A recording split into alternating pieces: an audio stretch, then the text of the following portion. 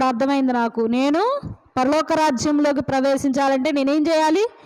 క్రొత్తగా జన్మించాలి. అంటే నేను వెళ్ళి ముందు బాప్తీసం తీసుకోవాలని తను వెళ్ళి ఆ కార్యక్రమంలో ఉండిపోయాడు. కాబట్టి మీరు కూడా అసలు నేను బాప్తీసం తీసుకున్నాక ఎలా ఉండాలి అనేది మీరు ఇప్పటి నుంచి దేవుడిని అడగండి. అర్థమవుతుందా?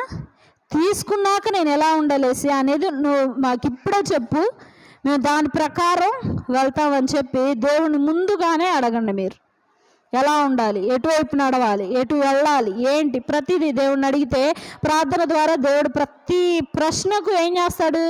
సమాధానం ఇస్తాడా? ఇవ్వడా? ఖచ్చితంగా ఇస్తాడు. లేదు ఎట్టబడితే అట్ట మనం బాప్తీసం తీసుకొని ఆ రొట్టె తినాలని చెప్పి తినేసామనుకో రోగాలు కూడా రావచ్చు. ఏమొస్తాయి? రోగాలు ఖచ్చితంగా వస్తాయి. అనారోగ్యం వచ్చింది, చనిపోవచ్చు. ఇన్ని ఉన్నాయి. ఎలా పడితే అలా తీసుకుంటే ఆహారాన్ని.